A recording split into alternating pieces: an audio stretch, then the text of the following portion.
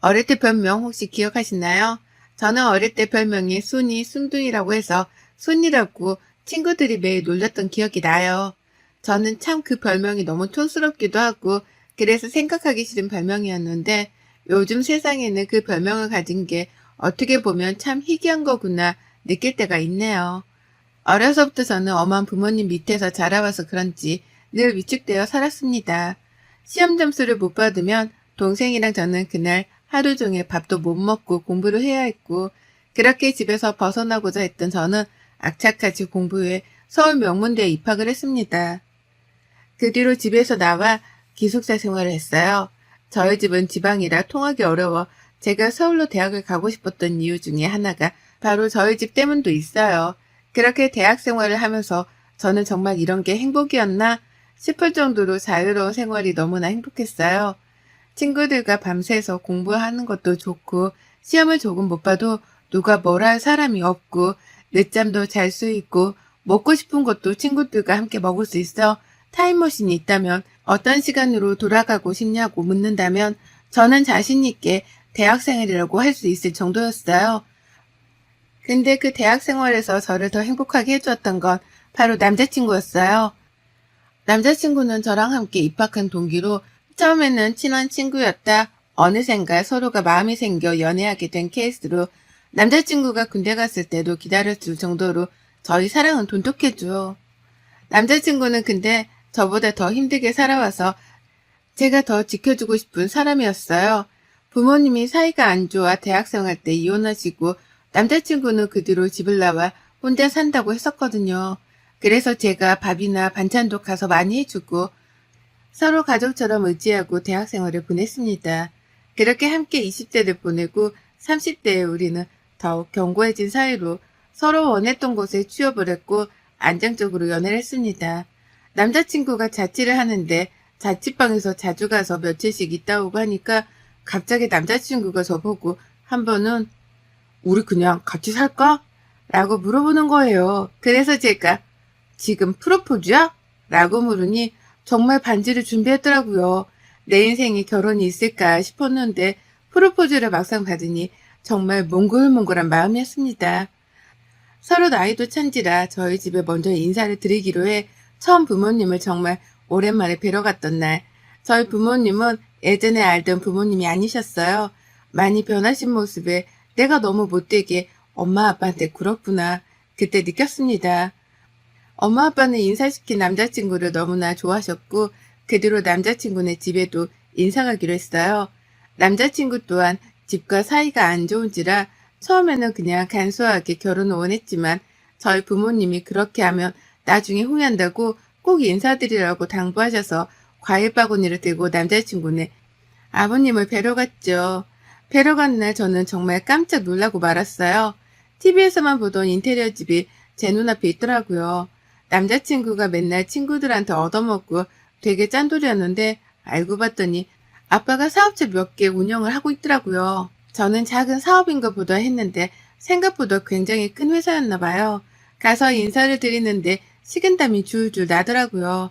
남자친구는 식사 내내 시큰둥했지만 아버님은 굉장히 좋아하시는 것 같았어요. 그렇게 어머님도 따로 인사드리고 결혼 준비가 척척 되어가고 저희는 순탄하게 결혼을 했습니다. 신혼여행에 다녀와 아버님께 다시 인사를 드리러 갔을 땐 아버님의 입에서 말씀하신 소리는 그야말로 충격의 도가니였어요. 저희한테 이제 너희가 결혼했으니 재혼을 하려고 한다고 하시는 거예요. 처음에 남자친구, 아니 남편이 무슨 소리냐고 갑자기 물어보니 1년 전부터 만나고 있는 사람이 있는데 그냥 간소하게 가족들만 만나서 식사하고 인사하는 자리를 가지려고 한다고요. 상대방 여자는 아버님보다 무려 10살이나 어리지만 성숙하신 분이라고 저희한테 잘해주었으면 좋겠다고 신신당부를 하셨죠. 사랑과 전쟁에서나 볼 법한 시어머니 두 분이 나에게도 생기는 건가 당혹스러움을 감출 수가 없었어요. 남편은 절대 안 간다고 내가 왜 가냐고 난리를 했지만 그래도 아빠고 이혼하시고 나서 재혼하시는 건데 자식들이 반대할 필요는 없지 않냐고 설득 끝에 그 식사 자리에 다녀왔습니다. 식당에서 처음 본 아버님의 여자친구, 아니 새어머님은 되게 단아하고 고우신 분이신 것 같았어요. 미술관 큐레이터였다고 하셨어요. 그래서 그런가 불어부터 영어, 일본어까지 4개국어를 한다고 들었거든요. 정말 그 식사 자리에서 자기 가족들과 불어로 대화를 하는데 우리와는 결이 다른 사람이구나 싶었습니다.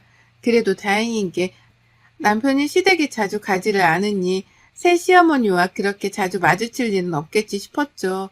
근데 제 생각과 정반대로 돌아간다고 해야 할까요? 새어머님이 남편이 아닌 저한테 전화가 오는 거예요. 물론 며느리는 맞지만 식당에서 처음 본 게 다인데 저보고 전화 와서 점심 식사를 우리 여자들끼리만 하자고요. 그렇게 말씀하시는데 안 나갈 수도 없고 해서 회사에 반차를 내고 새 시어머님을 뵈러 갔다 왔어요. 카페에서 새 시어머님을 기다리는데 저기서 걸어오시는데도 의상이 꼭 영국 황실에나 있을 법한 옷을 입고 나오신 거예요. 사실 좀 그 모습이 웃겨가지고 저도 모르게 컥 했는데 그걸 보신 것 같더라고요. 민망해서 바로 식사를 시키고 먹고 있는데 새 시어머님한테 전화가 온 것 같더라고요. 전화 내용이 불어로 얘기하는 것 같았는데 저는 잘 모르니 그냥 밥만 먹고 있었어요. 그런데 저에게 아, 우리 새아가는 불어 잘 모르지? 라고 물어보시는 거예요. 그래서 영어는 스터디 모임에서 많이 해서 하는데 불어는 배운 적이 없어서 잘 못한다고 라고 했죠. 그랬더니 저보고 자기랑 대화를 하려면 불어를 배워야 한다고 밥 먹고 불어책을 사러 가자고 하는 거예요. 제가 하는 직종과도 불어는 전혀 다른 분야인데 제가 새 시어머니랑 이야기하려고 불어를 배울 건 아니잖아요.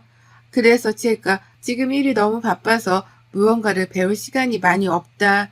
시간이 나면 배우겠다 했는데 지금 자기가 두 번째 부인이어서 시어머니로 생각을 안 하냐고 갑자기 저를 빤히 보며 물어보시는데 이건 대놓고 저를 놀리시는 거 아닌가요? 더 이야기해봤자 서로 기분만 좋지 못할 것 같아 우선 책을 사고 회사에 가봐야 한다고 이야기하고 후다닥 빠져나왔어요. 그리고 밤에 남편에게 이 이야기를 했더니 그냥 앞으로 전화 오면 잘 받지 말고 회사 바쁘다고 둘러대는 게 좋겠다고 했죠. 그 뒤로도 새 시어머니는 몇 번 전화를 하셨는데 제가 문자로 지금 회의 중이라고 하고 피했습니다. 그러자 새 시어머니께서 저희 집으로 저를 보러 찾아오셨습니다. 근데 찾아온 이유가 이번에 집들이를 하는데 며느리를 보고 싶다고 하는 친구들이 많으니 저보고 오라고 초대장을 주시는 거예요. 제가 이날은 회사에 일이 많아서 어려울 것 같다고 해도 저에게 시간을 맞춘다고 꼭 오래요. 심지어 따로 아버님이 전화 오셔서 오라고 막 그러시는데 거절할 수가 없잖아요. 그래서 그날 시댁으로 건너갔어요. 남편은 야근이라 저보고 가지 말라고 신신당부했지만 또 그럴 수가 없어 넘어갔죠. 가서 밥 먹고 차 마시는데 아버님네 집에 집안일을 도와주시는 이모님이 계시는데 제가 민망할 정도로 이모님을 모든 사람들이 다 시키는 거예요. 물론 당연히 가사일을 도와주시는 거니까 그럴 수 있지만 너무 작은 것까지 솔직히 시키는 건 좀 아니잖아요. 그래서 제가 보다 못해 자꾸 이모님을 시키길래 혼자서 일하시기 그러시니 제가 도와드리겠다고 저한테 말씀하시라고 했죠. 그랬더니 그 친구분이 갑자기 불어로 뭐라고 하는데 안 좋은 말 같았어요. 그 뒤로도 불어로 자기네들끼리 좋다고 웃고 떠들고 이모님이 조금만 실수하면 신경질을 팍 내면서 불어로 욕 같은 걸 하는 것 같더라고요. 그렇게 좋지 못한 식사 자리를 하고 와서 그런가 집에 와서 긴장이 풀리니 두통이 밀려오더라고요. 두 번 다시는 그런 자리에 가지 않겠노라 다짐했죠. 며칠이 지나고 또 새 시어머니가 전화가 오는데 한두 번 정도 받지 않았어요. 회사가 너무 바쁘기도 했고 또 뭐라고 하실까 두렵기도 해서요. 그랬더니 문자로 전화 받아요? 라고 왔네요. 퇴근하고 회사가 너무 바빠서 전화드릴 틈이 없었다고 하니 이번에는 저보고 쇼핑몰 같이 가달라고 하시는 거예요. 친구들이랑 모임이 있는데 어떤 옷을 입고 가야 할지 고민된다고 좀 봐달라고요. 제가 친구도 아니고 알겠다고 또 하고 주말까지 새 시어머니랑 백화점에 갔습니다. 백화점에 가서 계속 끌려다니고 짐 들고 거의 비서처럼 따라다닌 것 같아요. 제가 거절을 잘 못하는 편이기도 하지만 너무 저를 편하게 대하시는 것 같아서 쇼핑을 다 하고 식사를 하면서 제가 말씀드렸어요. 어머님, 제가 회사가 너무 바빠서 주말에도 이제 시간 내기가 너무 어려워서요. 죄송해요. 라고 말씀드리니 저보고 한 달 월급이 얼마냐고 물으시는 거예요. 그래서 얼마 정도 받는다 하니 저보고 갑자기 생각보다 많이 못 받네. 일하는 거에 비하면 너무 적다. 차라리 나 이렇게 쫓아다니는 게 더 이득이지 않아? 라고요. 원래 말씀을 잘 가려하시는 분은 아니라고 생각했는데 저렇게 말씀하시니 화가 좀 났어요. 최대한 침착하게 말씀드리고 저는 바로 집으로 왔죠. 그날 하루 종일 침대에 누워 펑펑 우는데 결혼 생활이 뭔가 싶기도 하고 왜 나는 이렇게 거절을 잘 못할까 싶어 이런 제 자신이 답답했죠. 남편한테 말하면 남편과 아버님 사이가 나빠질 게 뻔해서 제가 참는 게 가족들한테 다 좋은 거다 하면서 그렇게 지냈습니다. 그 후 새 시어머니 생신이 다가와서 시아버지가 남편에게 집으로 와서 같이 밥 먹자고 하셨나 봐요. 알겠다고 하고 선물을 또 준비 안 할 수 없어 준비해서 가야지 하는 마음이 있었는데 아니나 다를까 또 저에게 연락이 계속 오는 거예요. 생일인데 며느리가 차려주는 밥이 드시고 싶다고 해주면 안 되겠냐고요.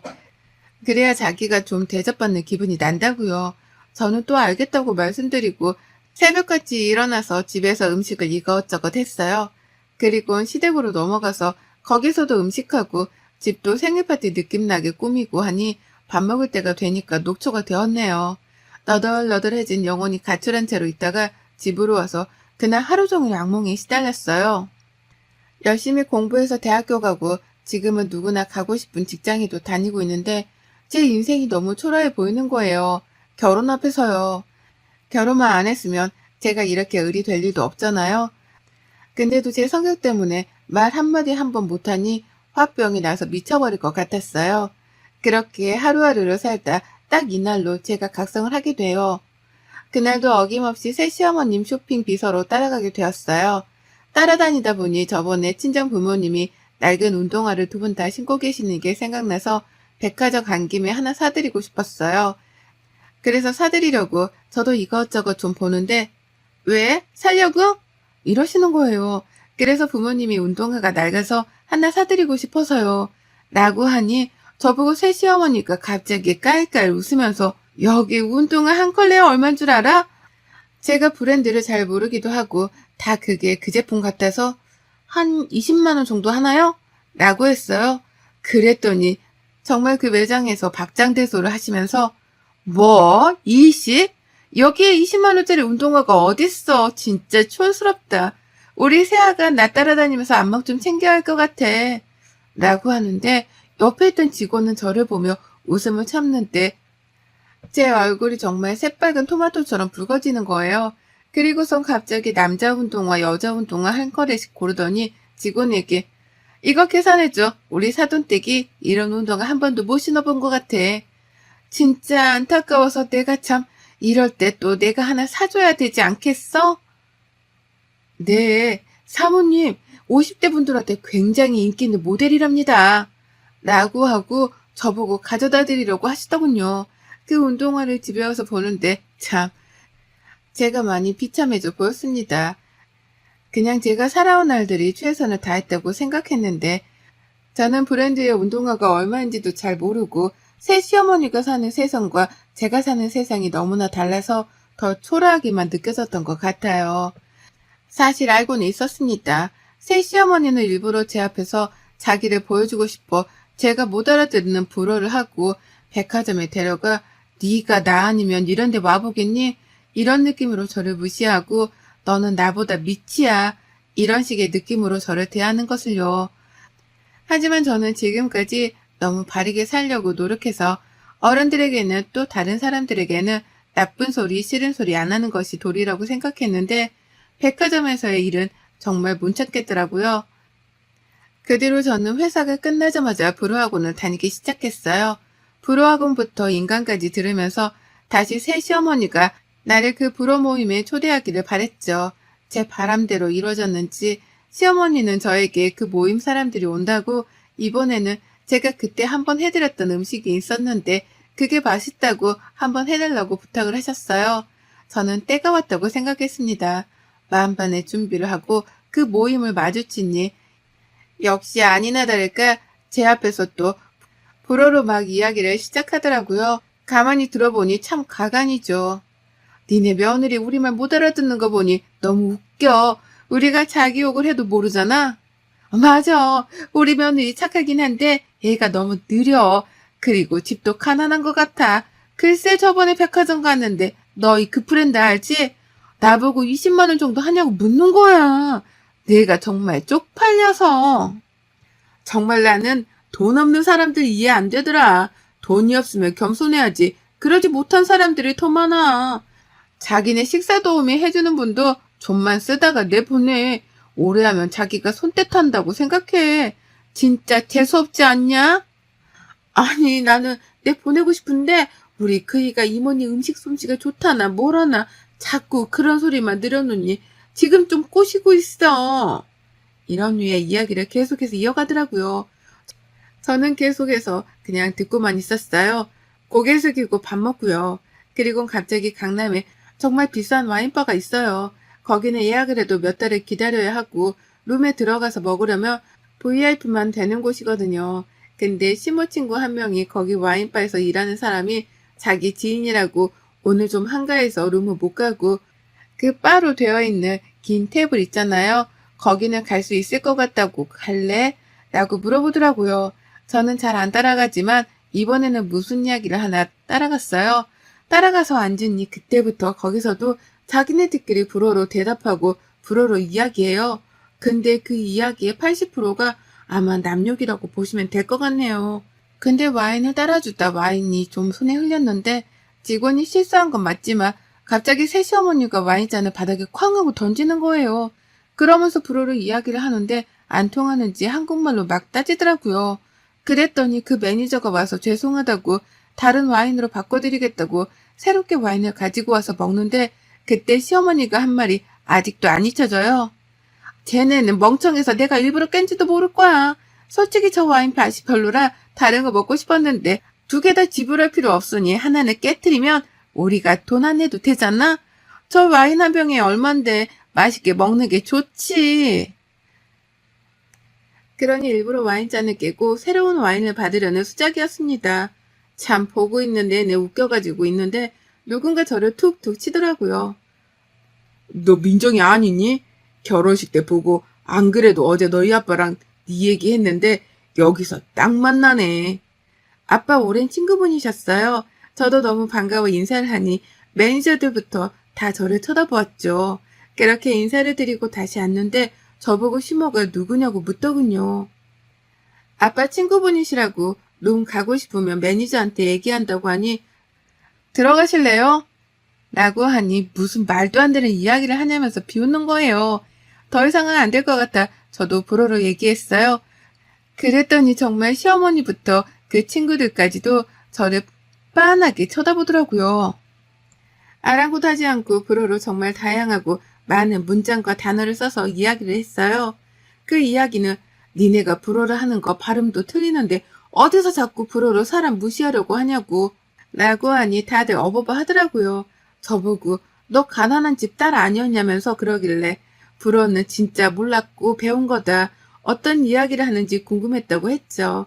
그리고 저는 가난하다고 말한 적 없다. 혼자서 그렇게 생각하신 거지. 라고 했더니 시모가 아무 말도 못하더라고요. 사실 저희 부모님은 건물 월세를 받는데 그 건물이 생각보다 좀 많아요. 저희 지역에서는 부동산 하면 저희 부모님을 모르는 분이 없을 정도로 땅 부자기도 하거든요. 지금 저희 아빠 친구분도 유명한 건설사 사장님이시고요. 시모는 그때부터 저에게 알랑방구를 끼며 이야기하길래 불어로 시모가 좋아하는 와인을 따라드리면서 똑같이 말했어요. 어머님 저번에 통화 내용 들어보니 어머님네 쫄딱 망한 것 같은데 아버님 아세요? 제가 말씀 안 드리려고 했는데 이왕 이렇게 된 거 제가 직접 말씀드리려고요. 사치가 너무 심하셔서 그런 것 같은데 이제 쇼핑 못하고 와인 못 드셔서 어떡해요? 그리고 지금 여기서는 제가 계산할 테니 걱정하지 마세요. 한 푼이라도 아끼셔야죠. 곧 아버님과 헤어질 수도 있을 테니요. 라고 하고 계산하고 나왔어요. 저번에 어머님이 불어로 통화하는 내용을 들어보니 일부러 제 앞이라 그런 것 같은데 동생이 보증을 잘못 써가지고 가지고 있는 재산 모두가 넘어갈 것 같더라고요. 아버님은 모르시고요. 근데 제가 나오기 전에 식탁에 서류 두고 왔어요. 순하기만 했던 제가 눈에는 눈, 이에는 이, 돈으로 무시하는 자 돈으로 갚아주겠다 하는 마음으로 진짜 처음으로 대응을 해보았습니다. 그 뒤로 어머님은 집에서 쫓겨나셨어요. 알고 봤더니 아버님 카드로 정말 많이 긁고 다니고 집에 사실 땡전 한 푼도 없는 무늬만 공주였던 거죠. 알맹이는 거지고요.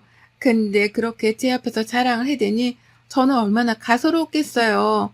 참느라 사실 힘들었네요. 저희 부모님은 돈을 정말 많이 버시더라도 저에게 늘 사람은 검소해야 한다고 알려주셨거든요. 그래서 백화점 가서 옷이나 신발, 가방 이런 것 등에 전혀 관심도 없으시고 저도 마찬가지로 그렇게 살았는데 시모를 보니 제가 참 작아졌어요. 검소하게 사는 거라고 배웠는데 돈은 쓰라고 있는 건가? 제 신념이 무너질 뻔했거든요. 근데 그 신념을 잘 지켜 오늘 꼭 쓰기 위해 있었던 것 같습니다. 사람은 겉모습이 또 보이는 모습이 전부가 다가 아니라는 거 꼭 그 시모가 알았으면 좋겠네요. 여러분의 생각은 댓글로 남겨주세요. 오늘 또 시청해 주셔서 정말 감사합니다.